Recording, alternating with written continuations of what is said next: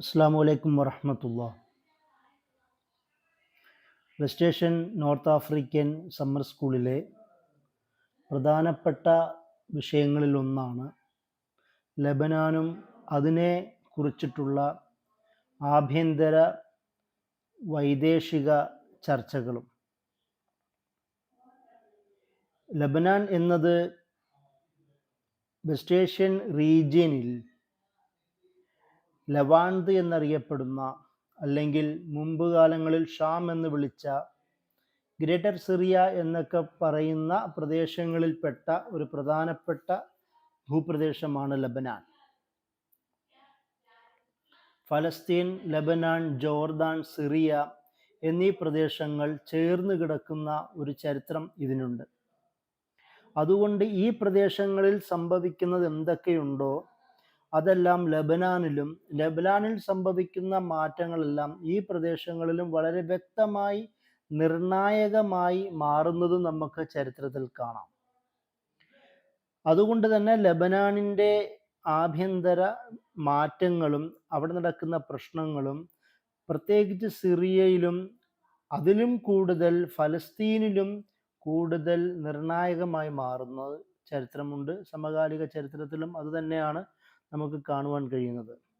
West Asian north African ഈ summer സ്കൂളിലെ പ്രധാന ഊക്കം നൽകിക്കൊണ്ട് നമ്മൾ എടുത്തത് ഫലസ്തീനി വിഷയം തന്നെയാണല്ലോ. അതായത് ഈ പ്രദേശങ്ങളെല്ലാം ഫലസ്തീനിനെ എങ്ങനെ സ്വാധീനിക്കുന്നു, ഫലസ്തീൻ വിഷയത്തിൽ എത്രത്തോളം ഈ എഫക്റ്റ് ചെയ്യുന്നു എന്നൊക്കെയാണ് നമ്മുടെ ചർച്ചയുടെ പ്രധാന കേന്ദ്രം. എന്ന ആ വിഷയത്തിൽ തന്നെ ലബനാൻ അതിനിർണായകമായ ഒരു രാഷ്ട്രമായി മാറുന്നതും നമുക്ക് വർത്തമാന ചരിത്രത്തിൽ അല്ലെങ്കിൽ വർത്തമാന കാലത്തിൽ നോക്കുമ്പോൾ വളരെ വ്യക്തമാവുന്നൊരു വിഷയമാണ്.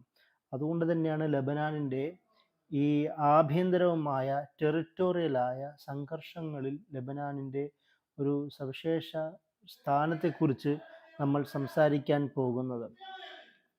അതിലേറ്റവും പ്രധാനപ്പെട്ടതാണ് ലബനാൻ എന്ന് പറയുന്ന ഒരു സ്റ്റേറ്റ്.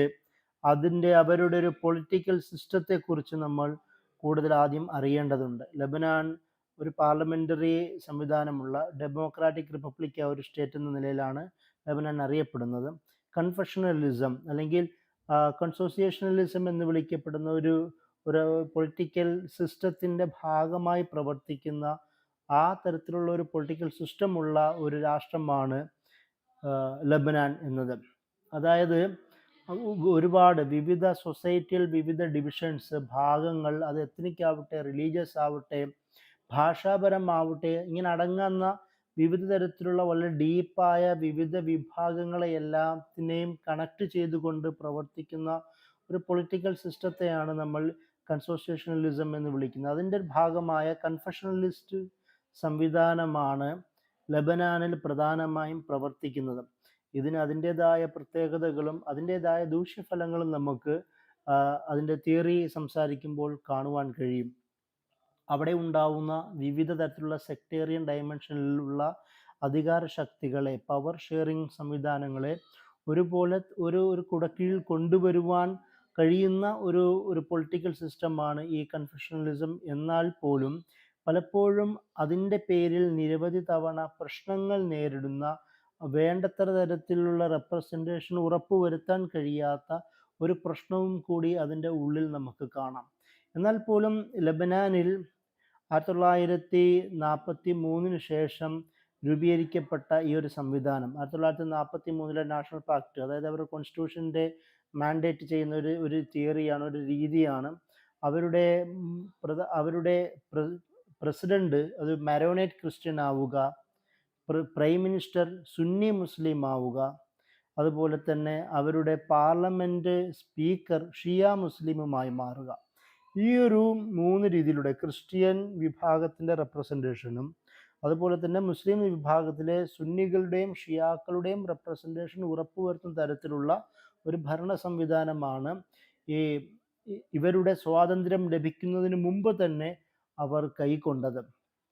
അപ്പോൾ അതായത് സ്വാതന്ത്ര്യം ലഭിച്ചുവെങ്കിൽ പോലും 1946 ഫുൾ ഇൻഡിപെൻഡൻസ് പൂർണ്ണമായി അവർക്ക് ലഭിക്കുന്നത്. എന്നാൽ പോലും 1943 തന്നെ പാർലമെൻറ്റ് അവരുടെ ഭരണ സംവിധാനം രൂപപ്പെടുത്തുകയും കോൺസ്റ്റിറ്റ്യൂഷൻ ഉണ്ടാക്കുകയും അതിനുള്ളിൽ നിന്നുകൊണ്ട് തന്നെ 1943 നാഷണൽ പാക്റ്റിൻ്റെ ഭാഗമായി ഈ 3 വിഭാഗങ്ങളെ ഉൾപ്പെടുത്തിക്കൊണ്ട് ഒരു പൊളിറ്റിക്കൽ സിസ്റ്റം രൂപീകരിക്കുവാൻ അവർക്ക് കഴിഞ്ഞു. അതുപോലെ തന്നെ നമ്മളുടെ നാടിനെ പോലെ തന്നെ അവർ ഗവർണർ സംവിധാനമാണ്, മഹാഫസാത്ത് എന്ന് പറയുന്ന രീതിയിലുള്ള ഗവർണർ സംവിധാനം അവർ ഉപയോഗിക്കുന്നു. അതിനുശേഷം ആദിയാത്ത് എന്ന പേരിൽ ഡിസ്ട്രിക്ട് സംവിധാനങ്ങളും, അതിന് നേതൃത്വം എന്ന നിലയിൽ ഖായിം മക്കാം എന്ന് പറയുന്ന ഡിസ്ട്രിക്ട് ചീഫ് എന്ന് പറയുന്ന ഒരു സംവിധാനമാണ് അവർക്കുള്ളത്. അതിൻ്റെ കൂടെ മുനിസിപ്പാലിറ്റിയും അവരുടെ ഓരോ ഭാഗത്തു നിന്നും ഓരോ കൗൺസിലുകൾ അവർ തിരഞ്ഞെടുക്കുന്ന സംവിധാനം അവർക്കുണ്ട്. അതിൻ്റെ പോലെ തന്നെ മേയറുകളെയും വൈസ് മേയറുകളെയും അവർ തീരുമാനിക്കുന്നു. വില്ലേജും ടൗൺ ഭാഗങ്ങളിൽ അതിൻ്റെ ലീഡർ എന്ന നിലയിൽ മുഖ്താർ എന്ന് പറയുന്ന ഒരു സംവിധാനം അവർ കൊണ്ടുവരുന്നു. അത് അവിടെ ഉണ്ടാവുന്ന കാരണവരായ പ്രധാനപ്പെട്ട ജനങ്ങളാൽ തിരഞ്ഞെടുക്കപ്പെടുന്നു, അല്ലെങ്കിൽ കൂടുതൽ ആദരിക്കുന്ന ആൾക്കാരുടെ തന്നെ ഒരു കൗൺസിലിൽ അവർ തന്നെ രൂപീകരിക്കുന്നത് നമുക്ക് കാണാം. ഇതിപ്പോഴും ഈ മുഖ്താർ സംവിധാനം ഇപ്പോഴും നിലനിൽക്കുന്നുണ്ട്.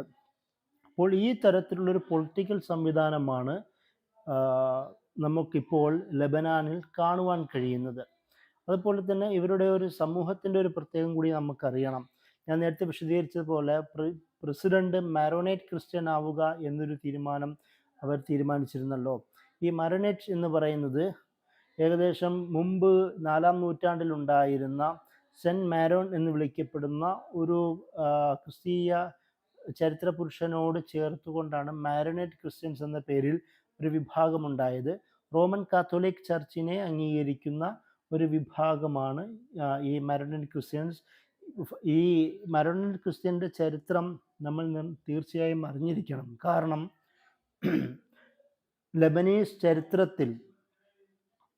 ആധുനിക ലെബനീസ് ചരിത്രത്തിൽ അവിടെ ഉണ്ടായ സെക്ടേറിയൻ യുദ്ധങ്ങളിലും വിഭാഗീയത പ്രശ്നങ്ങളിലും രാഷ്ട്രീയ പ്രതിസന്ധികളിലും ഇപ്പോഴും നിറഞ്ഞു നിൽക്കുന്ന ഒരു ക്രിസ്തീയ വിഭാഗം എന്ന നിലയിൽ മാരോനേറ്റ് ക്രിസ്ത്യൻസിൻ്റെ അവരുടെ പ്രസൻസ്, അതിനെക്കുറിച്ചുള്ള ധാരണ അനിവാര്യമാണ്. രണ്ടാമത്തെ വിഭാഗമാണ് ദുറൂസ് എന്ന് വിളിക്കപ്പെടുന്ന ഒരു വിഭാഗം. ആദ്യകാലങ്ങളിൽ അത് ഇസ്മായിലി എന്ന് വിളിക്കപ്പെടുന്ന ഈ 12, അതായത് ഇസ്നാഷിരിയ എന്ന് വിളിക്കപ്പെടുന്ന ആ 12 ഇമാമുമാരിൽ പ്രധാനിയായ ഷെയ്ഖ് ഇസ്മായിൽ അദ്ദേഹത്തിനോട് ചേർക്കപ്പെട്ട് ഉണ്ടായ ഒരു വിഭാഗമാണ് ഈ യഥാർത്ഥത്തിൽ ദുറൂസ് എന്ന് വിളിക്കപ്പെടുന്നത്. ഫാത്തിമി ഖലീഫയായിരുന്ന അൽ ഹാക്കിമി ബിൻ അമ്രില്ല അദ്ദേഹത്തിന് കൂടുതൽ ഡിവൈനിറ്റി, ദൈവികത നൽകുകയും അദ്ദേഹത്തിൻ്റെ പേരിൽ രൂപപ്പെട്ടതായിട്ടാണ് ചരിത്രകാരന്മാർ ഈ വിഭാഗത്തെ ചിത്രീകരിക്കുന്നത്. പിന്നീട് അതിൽ നിന്ന് മാറുകയും ക്രിസ്തീയ വിശ്വാസങ്ങളും മറ്റു തരത്തിലുള്ള റീജിയണൽ ആശയങ്ങളും ഒരുമിച്ച് കൂട്ടുകയും അങ്ങനെ അതിൽ നിന്നാണ് ഈ ദുറൂസുകൾ ഉണ്ടായത്. ദുറൂസുകൾ സ്വന്തമായി അൽ മുവഹിദൂൻ എന്നുള്ള പദമാണ് ഉപയോഗിക്കുന്നത്. അൽ മുവഹിദൂൻ എന്ന് വെച്ചാൽ ഏകദൈവ വിശ്വാസികൾ എന്നുള്ള അർത്ഥത്തിലാണ് ഉപയോഗിക്കുന്നത്. എന്നാൽ പോലും അവർക്കിടയിൽ പിന്നീട് വിവിധ ആശയങ്ങളൊക്കെ കടന്നു വരികയും ഇപ്പോൾ ഒരു സ്വതന്ത്ര വിഭാഗമായിട്ടാണ് അവർ പ്രവർത്തിക്കുന്നത്. ചില ആൾക്കാർ ഷിയാക്കളുടെ ഒരു ഭാഗമായി അവരെ ചിത്രീകരിക്കുന്നെങ്കിൽ പോലും ഷിഈ വിശ്വാസത്തിൽ നിന്ന് തന്നെ ഷീ സുന്നി അല്ലെങ്കിൽ ഷീ മുസ്ലിം വിശ്വാസത്തിൽ നിന്ന് തന്നെ കൂടുതൽ വിദൂരമായ ഒരു ആശയമാണ് ഇപ്പോൾ അവർ സ്വീകരിക്കുന്നത്. ലെബനാനിലും സിറിയയിലും ഇസ്രായേലിലും ആയിട്ടാണ് ഇവർ പരന്നു കിടക്കുന്നത്. ലെബനാൻ പോപ്പുലേഷനിൽ 5.5%, സിറിയയിൽ 3%, ഇസ്രായേലിൽ അതായത് ഫലസ്തീനോടും ചുറ്റുപാടും കിടക്കുന്ന ഭാഗങ്ങളിൽ 1.6%-മാണ് ഇവർ ഇപ്പോഴും ഉള്ളത്.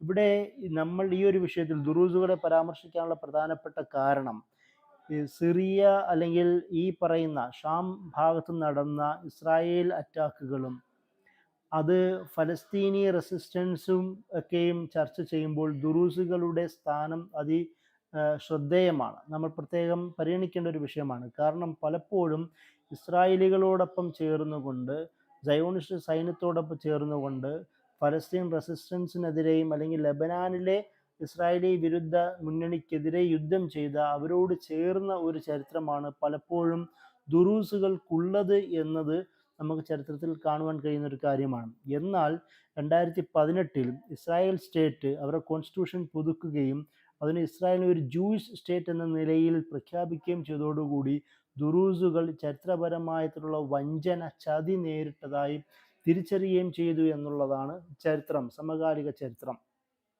അതുപോലെ തന്നെ ലബനാനിൽ ഏറ്റവും പ്രധാനപ്പെട്ട മറ്റൊരു ക്രിസ്ത്യ വിഭാഗമാണ് മർദൈറ്റ് എന്ന് വിളിക്കപ്പെടുന്ന ഒരു വിഭാഗം. ബൈസാന്റിയൻ ചക്രവർത്തിയോട് അവരെ സഹായിച്ചുകൊണ്ട് രൂപപ്പെട്ട വിഭാഗമായിരുന്നു ഇവർ. പിന്നീട് ഈ തുർക്കിയുടെയും മറ്റ് ഭാഗത്തേക്കും ഇവർ പരന്നെങ്കിൽ പോലും ഇപ്പോഴും ഇവിടെ ഈ ഭാഗങ്ങളിൽ, ലെബനീസ് ഭാഗങ്ങളിൽ നല്ലൊരു പ്രസൻസ് ആയിട്ട് തന്നെ അവർ പല ഭാഗങ്ങളിലും ജീവിക്കുന്നത് നമുക്ക് കാണുവാൻ കഴിയും. അതുപോലെ തന്നെ ഇവരുടെ ഒരു മുസ്ലിം പോപ്പുലേഷൻ, സ്വാഭാവികമായും ലബനാൻ എന്ന് പറയുന്നത് ഒരു മുസ്ലിം നാടായതുകൊണ്ട് മുസ്ലിം പോപ്പുലേഷൻ കൂടുതലായിരിക്കും. ഏകദേശം പഴയ ഒരു എസ്റ്റിമേറ്റ് പ്രകാരം 69.3% മുസ്ലിങ്ങളാണെങ്കിൽ അതിൽ 31% ഷിയാക്കളും സുന്നികളുമായി അവിടെയുണ്ട്. അതിൽ കുറച്ച് അലവികളും കുറച്ച് ഇസ്മായിലികളും അങ്ങനെ ഷിയാക്കളുടെ തന്നെ ചില അവാന്തര വിഭാഗങ്ങളും ടോട്ടലി മുഴുവൻ നമുക്ക് കണക്ക് കൂട്ടുമ്പോൾ ഏകദേശം 70% മുസ്ലിങ്ങൾ തന്നെയാണ് എന്നാണ് നമുക്ക് കാണുവാൻ കഴിയുന്നത്. അതിലധികവും ഷിയാക്കൾ അത് ഇസ്നാ അശരികളെ പിൻപറ്റുന്നവരാണ്. ഇതിലെ മറ്റൊരു പ്രധാനപ്പെട്ട ഒരു വിഷയം, ഷിയാക്കൾ ലബനീസ് ചരിത്രത്തിൽ ഷിയായി വിഭാഗം അതിനിർണായകമായ റോള് വഹിക്കുന്ന ഒരു വിഭാഗമാണ്. അതുകൊണ്ട് തന്നെ ഈ ഭാഗങ്ങളിൽ, ലബനീസ് ഭാഗങ്ങളിൽ എക്കാലത്താണ് ഷിയാക്കളുടെ ശക്തമായ ഒരു സാന്നിധ്യം രൂപപ്പെടാൻ എന്ന് പറയുന്ന ഒരു ചരിത്ര വായന നമുക്ക് കാണാം. അതിൽ ജാഫർ മുഹാജിർ എഴുതിയ അതാസീസുൽ താരിഖ് ഷിയ ഫി ലുബ്നാൻ വസൂരിയ എന്ന് പറയുന്ന ലബനാനിലെയും സിറിയയിലെയും ഷിയാക്കളുടെ ചരിത്രത്തിനുള്ള തുടക്കത്തെക്കുറിച്ചുള്ള കിതാബിൽ ജാഫർ മുഹാജിർ അദ്ദേഹം ഹസൻ റളിയല്ലാഹു അൻഹു മുആവിയ റളിയല്ലാഹു അൻഹു തമ്മിലുള്ള 661 ഒരു ട്രീറ്റ് സംഭവിക്കുന്നുണ്ട്. ഈ ഒരു സന്ധിയോട് കൂടിയിട്ടാണ് ഹസൻ റളിയല്ലാഹു അൻഹു മാറുകയും മുആവിയ റളിയല്ലാഹു അൻഹു മുഴുവൻ മുസ്ലിം സമൂഹത്തിൻ്റെയും ഖലീഫയായി മാറുകയും ചെയ്യുന്നത്. ഈ ഒരു പശ്ചാത്തലത്തിലാണ് ലബനീസ് ഭാഗങ്ങളിൽ അലവികളായ അല്ലെങ്കിൽ അലിപക്ഷക്കാരായ ധാരാളം ആളുകൾ കുടിയേറിയത് എന്ന് പറയുന്ന ഒരു ചരിത്ര വായനയും കാണാം. അപ്പോൾ ഈ തരത്തിലാണ് സൊസൈറ്റി ഇവിടെ ഉള്ളത്. ഈ വിവിധ വിഭാഗങ്ങൾ, അത് ദുറൂസുകളാവട്ടെ, ഷിയാക്കളാവട്ടെ, മുസ്ലിങ്ങളാവട്ടെ, അതുപോലെ മെറനേറ്റ് ക്രിസ്ത്യൻസോ മർദേറ്റ് ക്രിസ്ത്യൻസോ ആവട്ടെ, ഈ പറയുന്ന വ്യത്യസ്ത വിഭാഗങ്ങളും ഇവരുടെ പ്രസൻസ് തന്നെ ലബനാനിൻ്റെ രാഷ്ട്രീയത്തെയും ചരിത്രത്തെയും സമകാലിക വർത്തമാനങ്ങളെയും നിർണ്ണയിക്കുകയും നിയന്ത്രിക്കുകയും ചെയ്യുന്നു എന്ന് നമ്മൾ പ്രത്യേകം തിരിച്ചറിയേണ്ടതുണ്ട്. അതുപോലെ തന്നെ ലബനാനിൻ്റെ ഒരു ചരിത്രവും കൂടി, ഒരു ചെറിയ ചരിത്രവും കൂടി നമ്മൾ അറിയണം.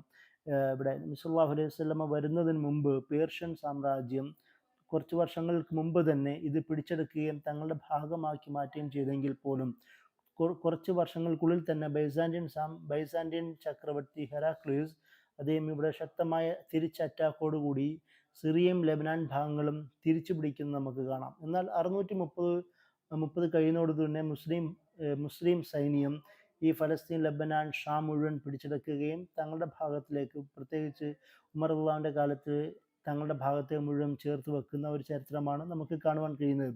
എന്നാൽ ചരിത്രം മുന്നോട്ട് പോവുകയും ക്രുസേഡുകൾ അത് തിരിച്ചു പിടിക്കുകയും ചെയ്യുന്ന ചരിത്രമുണ്ട്. അതിനുശേഷം സുൽത്താൻ സലാഹുദ്ദീൻ അയ്യൂബി 1787 അത് തിരിച്ചു പിടിക്കുന്നുണ്ട്. അതിനുശേഷം മംലൂക്കുകളുടെ കയ്യിൽ അധികാരത്തിലേക്ക് വരുന്നു. കുറേ കാലം മംലൂക്കുകളുടെ കയ്യിലായിരുന്നു. പിന്നീട് 1500-കൾക്ക് ശേഷം സുൽത്താൻ സലീം ഒന്നാമൻ മംലൂക്കുകളെ പരാജയപ്പെടുത്തിക്കൊണ്ട് ലബനാനും അത് മംലൂക്കുകളുടെ അധികാരത്തിന് കീഴിലുണ്ടായിരുന്ന സിറിയയും ഈജിപ്തും അടക്കമുള്ള മുഴുവൻ ഭാഗങ്ങളും തങ്ങളുടെ കയ്യിലേക്ക് കൊണ്ടുവരുന്നു. അങ്ങനെ ഏകദേശം 17-18 നൂറ്റാണ്ടുകളിലെല്ലാം ഈ ഭാഗങ്ങൾ അത് ഉസ്മാനികളുടെ കീഴിലായിരുന്നു. പിന്നീട് ഈ ഭാഗങ്ങളിൽ ഏകദേശം 17 ആ ഭാഗങ്ങളിൽ ആണെങ്കിൽ പോലും 17-ാം നൂറ്റാണ്ട് തുടക്കത്തിൽ തന്നെ ലബനാനിൽ വ്യത്യസ്തമായ ചില പെറ്റി കിങ്ഡംസ്, ചെറിയ ചെറിയ ഡൈനാസ്റ്റികൾ ഉയർന്നു വരുന്നു. അതിൽ ഫഖ്റുദ്ദീൻ രണ്ടാമൻ എന്ന് വിളിക്കപ്പെടുന്ന ഭരണാധികാരി, അദ്ദേഹം ഈ കാലങ്ങളിൽ 1590 മുതൽ 1633 വരെ തൻ്റെ കീഴിലേക്ക് കൊണ്ടുവരുന്ന ഒരു ചരിത്രമുണ്ട്. അതിൻ്റെ കൂടെ പിന്നീട് ഷിഹാബ് ഫാമിലി എന്ന് വിളിക്കപ്പെടുന്ന മറ്റൊരു സുന്നി കുടുംബം, ഒരു വലിയ അധികാര വിഭാഗം, അവരിൽ നിന്നും 1842 വരെ ഈ ലബനാൻ ഭാഗങ്ങൾ തങ്ങളുടെ കീഴിലേക്ക് കൊണ്ടുവരുന്നുണ്ട്. ഈ ഒരു പശ്ചാത്തലത്തിലാണ് അവിടെ യൂറോപ്യൻ ഇൻവേഷൻ ഉണ്ടാവുന്നു. പ്രത്യേകിച്ച് ഫ്രഞ്ച് ഭരണകൂടം അത് തങ്ങളുടെ കീഴിലേക്ക് കൊണ്ടുവരികയും അവിടെ ഉണ്ടായിരുന്ന ക്രിസ്തീയ വിഭാഗങ്ങളുടെ സഹായത്തോടു കൂടി മുസ്ലിം അധികാരികളെ പരാജയപ്പെടുത്തി തങ്ങളുടെ കീഴിലേക്ക് കൊണ്ടുവരുന്ന ഒരു ചരിത്രവുമെല്ലാം ഈ ഒരു പശ്ചാത്തലത്തിലാണ്. ഇതിൻ്റെ തുടക്കം എന്ന നിലയിൽ തന്നെ ക്രിസ്തീയ വിഭാഗങ്ങളുടെ സഹായം ഈ പറയുന്ന യൂറോപ്യൻ ശക്തികൾക്കുണ്ടെങ്കിൽ പോലും, എന്നാലും ലെബനാനിൻ്റെ ചുറ്റുപാടുകൾ മുസ്ലിം ചെറിയ ചെറിയ ഡൈനാസ്റ്റികൾ തന്നെയാണ് ഭരിച്ചിരുന്നത്. അതിൽ ബഷീർ രണ്ടാമൻ 1788 മുതൽ 1840 വരെയുള്ള കാലങ്ങളിൽ അദ്ദേഹം ഭരിക്കുന്നത് നമുക്ക് കാണാം. പിന്നീട് ഇബ്രാഹിം പാഷ, അതായത് ഉസ്മാനികളുടെ തന്നെ ഗവർണറായിരുന്ന ഇബ്രാഹിം പാഷയുടെ സഹായത്തോടു കൂടി ഇയാൾ കുറച്ചു കാലം കൂടി അവിടെ ഭരിക്കുന്നു. അങ്ങനെ സ്വന്തമായി അധികാരം ആക്കുന്നു എന്ന് തോന്നിയ സാഹചര്യത്തിൽ ഉസ്മാനികൾ 1840 അയാളെ തുരത്തുകയും അധികാരം തങ്ങളുടെ കയ്യിലേക്ക് വീണ്ടും കൊണ്ടുവരികയും ചെയ്യുന്നു. പിന്നീട് സംഭവിക്കുന്നത് ഫ്രഞ്ച് അധിനിവേശം ശക്തമാവുകയും അവർ ഈ ദുറൂസുകളുടെയും മറോണിറ്റുകളുടെയൊക്കെ സഹായത്തോടു കൂടി തന്നെ തങ്ങളുടെ കയ്യിലേക്ക് വരികയും എന്നാൽ തങ്ങളെ സഹായിച്ചവരെ തന്നെ തിരിച്ചടിക്കുകയും ചെയ്യുന്ന ഒരു ചരിത്രം ഫ്രഞ്ചുകാർക്കുണ്ട്. അതിൻ്റെ ഭാഗമായി ഈ ക്രിസ്തീയ വിഭാഗമായ മറോണേറ്റ്സും അതുപോലെ തന്നെ ന്യൂനക്ഷ മതവിഭാഗമായ ദുറൂസും തമ്മിൽ ഈ ഒരു ഫ്രഞ്ച് അധിനിവേശത്തിൻ്റെ പശ്ചാത്തലത്തിൽ കൂട്ടക്കൊലകൾ സംഭവിക്കുന്ന ഒരു ചരിത്രവും കൂടി നമുക്ക് കാണാം. പിന്നീട് സംഭവിക്കുന്നത് ഒന്നാം ലോക യുദ്ധം ഉണ്ടാവുന്ന ഒരു പശ്ചാത്തലത്തിൽ ഉസ്മാനികൾക്ക് പേരിലുണ്ടായിരുന്ന അധികാരം പോലും ഇല്ലാതാവുകയും ആ പ്രദേശം മുഴുവനും ഫ്രഞ്ചുകാരുടെ അധികാരത്തിലേക്ക് വരികയും ചെയ്യുന്നു. നമുക്കറിയാം 1900-ങ്ങൾക്ക് ശേഷം, പ്രത്യേകിച്ച് 1916-കൾക്ക് ശേഷം ഈ ഷാം പ്രവിശ്യ, ഫലസ്തീൻ, ലെബനാൻ, ജോർദാൻ, സിറിയ എന്നത് ബ്രിട്ടീഷുകാർക്കും അതുപോലെ തന്നെ ഫ്രഞ്ചുകാർക്കുമിടയിൽ വിഭജിക്കപ്പെടുന്നു. അതിൽ ഈ ഭാഗങ്ങൾ, അതായത് ഫലസ്തീനെല്ലാം ബ്രിട്ടീഷുകാർക്ക് കൊടുക്കുന്ന ഒരു പശ്ചാത്തലത്തിൽ ഫ്രഞ്ച് വിഭാഗം അത് ലെബനാനിൻ്റെയും ഭാഗങ്ങളും തങ്ങളുടെ കീഴിലേക്ക് കൊണ്ടുവരുന്ന ഒരു ചരിത്രമാണ് അതിനോട് സംഭവിക്കുന്നത്. അങ്ങനെ 1923 ലീഗ് ഓഫ് നേഷൻ പ്രധാനമായും സിറിയയും ലെബനാനും ഫ്രാൻസിന് നൽകിക്കൊണ്ട് ഫ്രഞ്ച് മാൻഡേറ്റ് പ്രഖ്യാപിക്കുന്ന ഒരു സംഭവം ഉണ്ടാകുന്നു. ഈ ഒരു സാഹചര്യത്തിൽ ക്രിസ്ത്യൻ വിഭാഗങ്ങൾ, പ്രത്യേകിച്ച് മാരോണൈറ്റ് വിഭാഗങ്ങളെല്ലാം അത് പ്രോ ഫ്രഞ്ച് നിലപാടാണ് സ്വീകരിക്കുന്നത്. അത് ഏകദേശം 20 വർഷത്തോളം നീണ്ടു നിൽക്കുന്ന ഒരു ചരിത്രമാണ് ഫ്രഞ്ച് മാൻഡേറ്റിന് നമുക്ക് കാണുവാൻ കഴിയുന്നത്. എന്നാൽ പിന്നീട് 1940-കൾക്ക് ശേഷം ഈ ഫ്രഞ്ചിൻ്റെ അധികാരം ഇല്ലാതാവുകയും അവിടെ പതുക്കെ ബ്രിട്ടീഷുകാർ അധികാരത്തിൽ വരികയും പിന്നീട് ബ്രിട്ടീഷുകാരുടെ കയ്യിലേക്ക് ഇവരുടെ ഒരു അധികാരം മാറുന്ന ചരിത്രവും കൂടി നമുക്ക് ഇതിൻ്റെ ഇടയിൽ കാണുവാൻ കഴിയും. ചരിത്രപരമായി തന്നെ ഫ്രഞ്ചുകാരിൽ നിന്ന് ബ്രിട്ടീഷുകാർ ഈ അധികാരം തങ്ങളുടെ കയ്യിലേക്ക് ഒതുക്കുന്ന ഒരു പശ്ചാത്തലവുമുണ്ട്. 1943 ഇവരുടെ തന്നെ ഇന്റേണലായ ഒരുപാട് ഇൻഡിപെൻഡൻസ് വാർ നടക്കുന്നുണ്ട്. ഫ്രഞ്ചുകാർക്കെതിരെയും ഇവർക്കെതിരെയും പലതരം പോരാട്ടങ്ങൾ ഉണ്ടാവുന്നുണ്ട്. ബിഷാർ അൽ ഹുരിയുടെ നേതൃത്വത്തിലുള്ള പോരാട്ടങ്ങൾ സംഭവിക്കുന്നു. അവസാനം അവിടെ ഇലക്ഷൻ നടത്താൻ അനുവദിക്കുന്നു. ആ ഇലക്ഷനിൽ നാഷണലിസ്റ്റുകൾ വിജയിക്കുന്നു. ബിഷാർ അൽ ഹുരി അവസാനം അവരുടെ പ്രസിഡൻ്റായി മാറുന്ന ഒരു ചരിത്രവും കൂടിയുണ്ട്.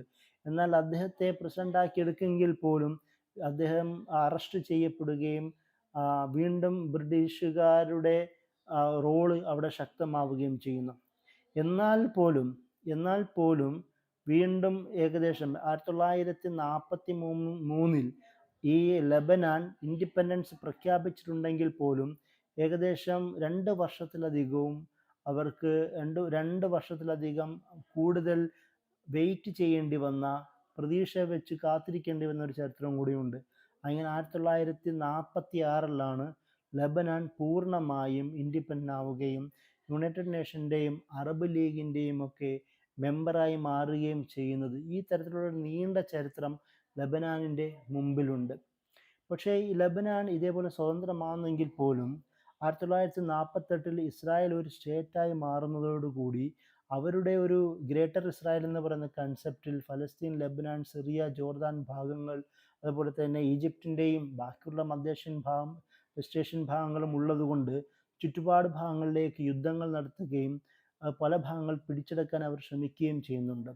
അതിൻ്റെ ഭാഗമായി ലെബനാൻ ഭാഗങ്ങളിലേക്ക് അറ്റാക്ക് അവർ അഴിച്ചുവിടുന്നു. ഇസ്രായേലിനെ ചെറുക്കുന്ന PLO അടക്കമുള്ള സംഘടനകളുടെ സാന്നിധ്യം ലെബനാനിലുണ്ട് എന്ന് പറഞ്ഞുകൊണ്ട് അവരെ ഡീ വെപ്പണൈസ് ചെയ്യുക, നിരായുധീകരണം നടത്തുക, ഇല്ലാതാക്കുക എന്നൊക്കെ പേര് പറഞ്ഞുകൊണ്ട് പലതവണ ഇസ്രായേൽ ലെബനാനിൽ അറ്റാക്ക് ചെയ്യാൻ ശ്രമിക്കുന്നുണ്ട്. അത് ഫലസ്തീനിലും അതുപോലെ തന്നെ ജോർദാനിലും പിന്നെ ഈ സിറിയൻ ഭാഗത്തും അറ്റാക്ക് ചെയ്യുന്നത് പോലെ തന്നെ ലെബനാനിലും നിരവധി തവണ അവർ അറ്റാക്ക് ചെയ്യുന്നു. 1978 അറ്റാക്ക് ചെയ്യുന്ന സംഭവമുണ്ട്. 1942 PLO ഇല്ലാതാക്കുക എന്ന ഒരു വാദം പറഞ്ഞുകൊണ്ട് അറ്റാക്ക് ചെയ്യുകയും ഈ 1982 PLO ഇല്ലാതാക്കുക എന്ന പേരിൽ അറ്റാക്ക് ചെയ്യുകയും ഷബറ ഷാത്തില എന്ന് വിളിക്കപ്പെടുന്ന 2 ഗ്രാമങ്ങളിൽ കയറുകയും 3000-ലധികം സിറ്റിസൻസിനെ, അതായത് ഫലസ്തീനികൾ കൂട്ടമായി താമസിക്കുന്ന ക്യാമ്പുകളുള്ള സിറ്റിസൻസുകളുടെ ഭാഗമായിരുന്നു അവിടെ അറ്റാക്ക് ചെയ്യുകയും ചെയ്യുന്ന ഒരു ചരിത്രം ഇവർക്ക് ഇടയിലുണ്ട്. ഇതിൻ്റെ ഭാഗമായി നോക്കുക, അവിടെ ഉണ്ടായിരുന്ന ക്രിസ്ത്യൻ വിഭാഗങ്ങളുടെ തന്നെ സഹായത്തോടു കൂടിയിട്ടാണ്, ഈ ക്രിസ്ത്യൻ ടെററിസ്റ്റുകളുടെ സഹായത്തോടു കൂടിയിട്ടാണ് ഇസ്രായേൽ ലെബനാനിൽ ഇൻവേഷൻ നടത്തുന്നത്. അതുപോലെ തന്നെ ഈ ലെബനീസ് ഫോഴ്സ് മിലിഷ്യ എന്ന പേരിലും അതുപോലെ തന്നെ ലെബനീസ് പഹലാങ്സ് പാർട്ടി എന്ന പേരിലുമുള്ള വിവിധ ഗ്രൂപ്പുകളുടെ സഹായത്തോടു കൂടി 3000-ലധികം ഫലസ്തീനി ലെബനീസ് സിറ്റിസൻസിനെ അവർ വധിക്കുന്നത് നമുക്ക് കാണുവാൻ കഴിയും. ഈ 1982 അവിടെ ഹിസ്ബുള്ള രൂപപ്പെടുന്നതും. അതായത് ഇസ്രായേലിൻ്റെ ഇൻവേഷൻ ഹിസ്ബുള്ള എന്ന് പറയുന്ന ലെബനാൻ കണ്ട ഏറ്റവും വലിയ പാരാമിലിറ്ററിയായ, ഏറ്റവും വലിയ പൊളിറ്റിക്കൽ പാർട്ടിയായ, ഇന്ന് ഇസ്രായേലിനെ എതിർക്കുന്ന പ്രധാന സൈനിക ശക്തി എന്ന നിലയിൽ പോലും വളർന്ന ഹിസ്ബുള്ളയുടെ രൂപീകരണം 1982 ഇസ്രായേൽ ഇൻവേഷനും ഷബറ ഷാത്തില കൂട്ടക്കൊലകളുമാണ്. ഈ ഘട്ടത്തിൽ പലതവണ ഇസ്രായേൽ തന്നെ 2000-ലും 2006-ലും പലതവണ ലെബനൻ അറ്റാക്ക് ചെയ്യാൻ ശ്രമിച്ചെങ്കിൽ പോലും അതിനെയൊക്കെ പരാജയപ്പെടുത്തിയതും ഹിസ്ബുള്ളയുടെ സൈനിക ശക്തിയും പൊളിറ്റിക്കൽ ജനകീയ പിന്തുണയുമാണ് എന്ന് നമ്മൾ പ്രത്യേകം മനസ്സിലാക്കണം. 2023 തൂഫാനുൽ അഖ്സയുടെ ഭാഗമായും ഫലസ്തീനികൾക്ക് സപ്പോർട്ട് പ്രഖ്യാപിച്ചുകൊണ്ട് ലെബനാനിലും ഹിസ്ബുള്ളയും ഈ പോരാട്ടത്തിൽ പങ്കെടുക്കുന്നതും നമുക്ക് കാണാം. അതിൻ്റെ ഭാഗമായി തന്നെ അവരുടെ നേതാവായ ഹസൻ നസ്രുള്ള പോലും വധിക്കപ്പെടുന്നതും ഈ ഒരു സംഭവത്തിൻ്റെ പശ്ചാത്തലത്തിലാണ്. അപ്പോൾ ഞാൻ പറഞ്ഞു വന്നത്, ലെബനാനിലെ ഇൻവേഷൻ ഇപ്പോഴും നിർത്തിയിട്ടില്ല. സദേൺ ലെബനാൻ 1982 അവർ അധികാരം പിടിച്ചെടുക്കുകയും 2000 വരെയെങ്കിൽ പോലും അവർ അവരുടെ കയ്യിൽ കരുതുകയും ചെയ്തു എന്നുള്ളതാണ് ചരിത്രം. അതിൻ്റെ ഭാഗമായി 2000-ൽ ഹിസ്ബുള്ളയുടെ അറ്റാക്ക് കനത്തതോടുകൂടി അവർക്ക് ഒഴിവാവേണ്ടി വന്നു എന്നതാണ്. 2006-ലും ഇതേപോലെ അറ്റാക്ക് ചെയ്യാൻ ശ്രമിച്ചെങ്കിൽ പോലും ഹിസ്ബുള്ളയുടെ പ്രതിരോധം കാരണം അവർ പരാജയപ്പെട്ട് പിന്മടങ്ങുന്ന ചരിത്രമാണ് നമുക്ക് കാണുവാൻ കഴിയുന്നത്. അപ്പോൾ ഹിസ്ബുള്ളയുടെ പ്രസൻസ് ലെബനാനിൻ്റെ ഒരു വലിയൊരു പ്രസൻസാണ്. പക്ഷേ ഹിസ്ബുള്ളയുടെ ആഭ്യന്തര രാഷ്ട്രീയത്തിൽ അവരുടെ ഇടപെടലുകൾ, അത് ഹിസ്ബുള്ളയുടെ കയ്യിലുള്ള ആയുധം ആഭ്യന്തരമായി തന്നെ വെല്ലുവിളികൾ നേരിടുന്നു എന്ന് പറയുന്നൊരു ചർച്ചയും കൂടി നമുക്ക് കാണാം. ഈ ഹിസ്ബുള്ള ഇസ്രായേൽ വിരുദ്ധമായിട്ടാണ് രൂപപ്പെട്ടെങ്കിൽ പോലും സിറിയയിൽ നടന്ന പല അറബ് സ്പ്രിങ്ങിൻ്റെ പശ്ചാത്തലത്തിൽ പിന്നീടുണ്ടായ പല കൂട്ടക്കൊലകൾക്കും ഹിസ്ബുള്ള സിറിയയെ സഹായിച്ചു എന്ന് പറയുന്ന ഒരു സംഭവം ഉണ്ടായതും അതും ഈ ഒരു വിഷയത്തിൽ നമ്മൾ മനസ്സിലാക്കേണ്ടതുണ്ട്.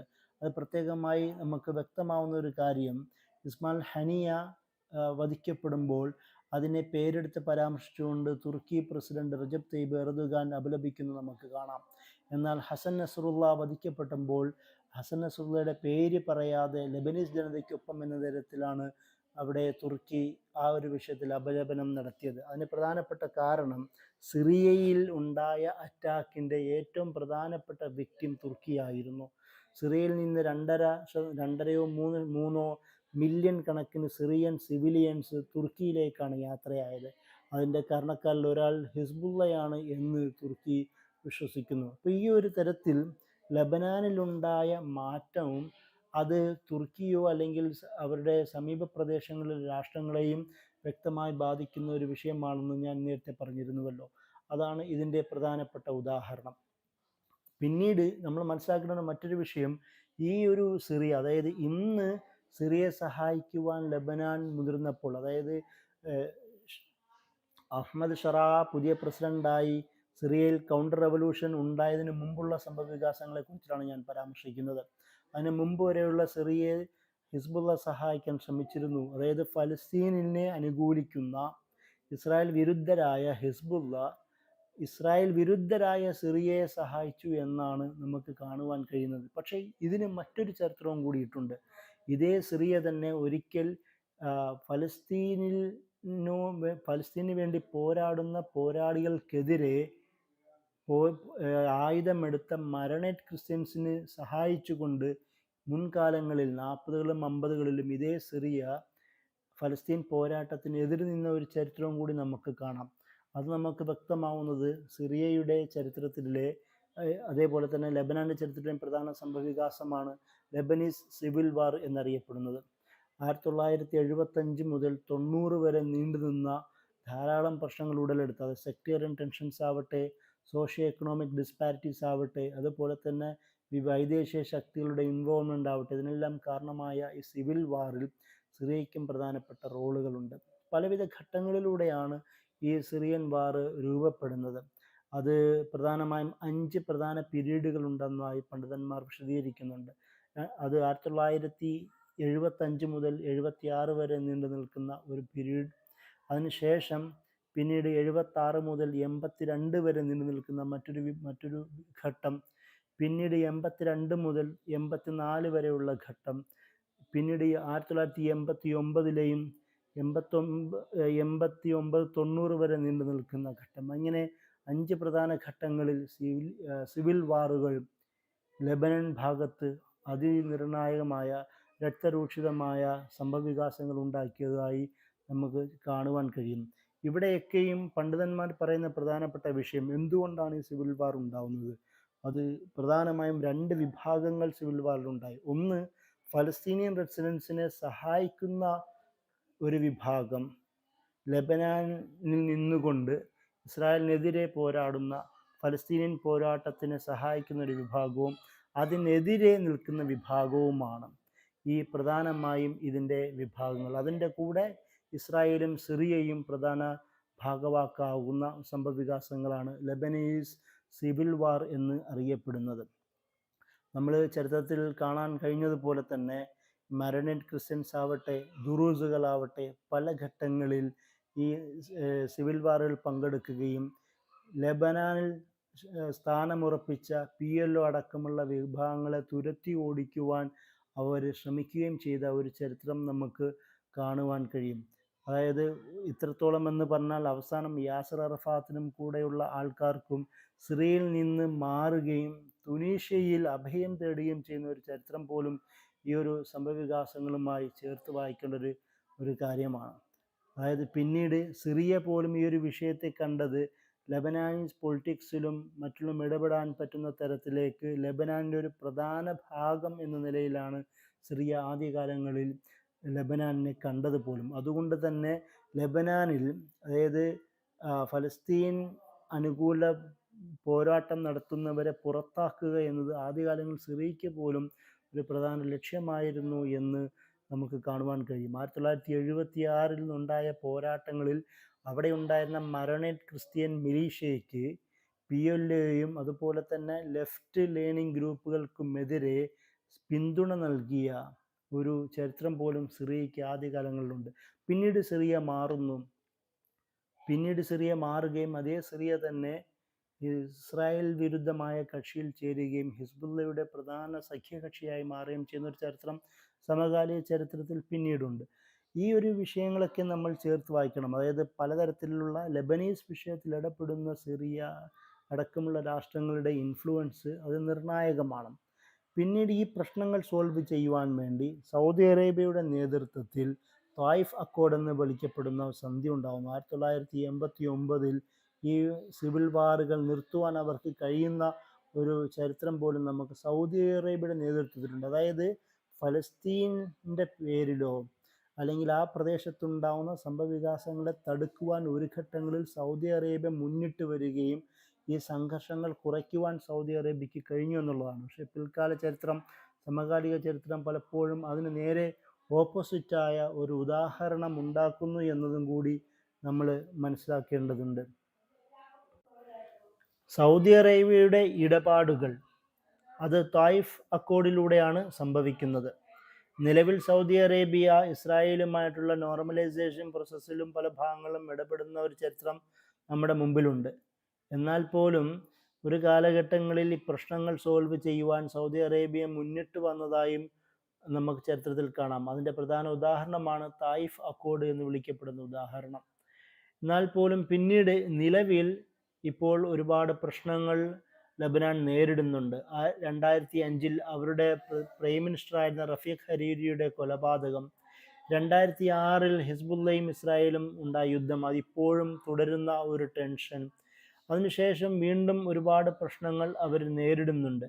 ഇപ്പോൾ അവസാനം ഇവിടെ ലബനാനിൽ നടന്ന ഒരു വ്യത്യാസം എന്ന് പറയുന്നത്, ഈ ഇസ്രായേൽ വിഷയത്തിൽ ഹിസ്ബുള്ള ഇടപെടുകയും അതിൻ്റെ പേരിൽ ലബനാനിൽ തന്നെ ഒരുപാട് അറ്റാക്കുകൾ സംഭവിക്കുകയും ചെയ്തതിൽ പോലും പലരും അഭിപ്രായപ്പെട്ടിരുന്നത് ഹിസ്ബുള്ളയുടെ റോൾ ഇല്ലാതായി വരുന്നു, പൊളിറ്റിക്കൽ ഇമ്പോർട്ടൻസ് നഷ്ടപ്പെടുന്നു എന്ന രീതിയിലായിരുന്നു. എന്നാൽ അവസാനം ഈ മെയ് 18 നടന്ന ഇലക്ഷനിൽ പോലും നല്ലൊരു ശതമാനം മുനിസിപ്പൽ ഇലക്ഷനിൽ അവർ പ്രധാന ഭാഗങ്ങൾ വിജയിക്കുകയും ഇപ്പോഴും ഹിസ്ബുള്ള എന്നത് അവരുടെ പ്രധാനപ്പെട്ട ഒരു ശക്തിയാണ് എന്ന തരത്തിലുള്ള ഒരു സ്റ്റേറ്റ്മെൻറ്റ് പോലും അവർക്ക് നൽകുവാൻ കഴിഞ്ഞു. അതുമാത്രമല്ല, താരതമ്യേന 37% മാത്രമേ ഇലക്ഷൻ പാർട്ടിസിപ്പേഷൻ ഉണ്ടായിരുന്നെങ്കിൽ പോലും അവർക്ക് നല്ലൊരു ശതമാനം വോട്ട് കളക്ട് ചെയ്യുവാനും അവിടെ ലബനാനിലെ രാഷ്ട്രീയ, സാമൂഹിക, മതപരമായ മേഖലകളിൽ തന്നെ ഹിസ്ബുള്ളയ്ക്ക് പ്രധാന റോളുണ്ടെന്നും ആ റോള് ഇസ്രായേൽ വിരുദ്ധമായ മുന്നണിയിൽ പ്രധാന ഭാഗവാക്കാക്കി മാറ്റുവാനും കഴിയുമെന്നും ഹിസ്ബുള്ളയ്ക്ക് ലബനാനിലും പുറം ഭാഗങ്ങളിലുള്ള വിവിധ ശക്തികൾക്ക് മുമ്പിലും തെളിയിച്ചു കൊടുക്കാൻ സാധിച്ചു എന്നുള്ളതാണ്. ഇതാണ് ലബനാൻ ഇപ്പോൾ നേരിടുന്ന പ്രധാനപ്പെട്ട വിഷയങ്ങൾ. അതായത് ഇസ്രായേലിൻ്റെ നിരന്തരമുള്ള അറ്റാക്കുകൾ, ലബനാനിൽ ഉള്ളിലുള്ള, ഞാൻ നേരത്തെ പറഞ്ഞുള്ള അവരുടെ പൊളിറ്റിക്കൽ സിസ്റ്റത്തിൻ്റെ പരിമിതികൾ, ക്രിസ്തീയ, ഷീ, മുസ്ലിം അവരുടെ ഒരു സംഘത്തിലൂടെ മാത്രമേ ആ ഒരു യാഥാർത്ഥ്യത്തിലൂടെ മാത്രമേ അവിടുത്തെ രാഷ്ട്രീയ സിസ്റ്റം അവർക്ക് ഉണ്ടാക്കാൻ കഴിയുകയുള്ളൂ. അതിലുണ്ടാവുന്ന ഒരുപാട് കുഴപ്പങ്ങളും ഇവർ നേരിടുന്നുണ്ട്. അപ്പോൾ അങ്ങനെ നിരവധി പ്രശ്നങ്ങൾ ഉണ്ടെങ്കിൽ പോലും സിറിയയിൽ, അതുപോലെ തന്നെ ലബനാനിലും, പ്രത്യേകിച്ച് ലബനാനിൽ അവിടെ ഇസ്രായേൽ വിരുദ്ധ ശക്തികൾക്ക് ഇപ്പോഴും പ്രധാന റോളുണ്ട് എന്ന് നമുക്ക് ലബനാനിൻ്റെ രാഷ്ട്രീയ ചരിത്രം പഠിക്കുമ്പോൾ മനസ്സിലാക്കാൻ കഴിയുമെന്നാണ് നമ്മൾ പറഞ്ഞതിൻ്റെ പ്രധാനപ്പെട്ട ചുരുക്കം. ഇത്രയും പറഞ്ഞുകൊണ്ട് ഞാൻ വാക്കുകൾ അവസാനിപ്പിക്കുകയാണ്. അസ്സലാമു അലൈക്കും.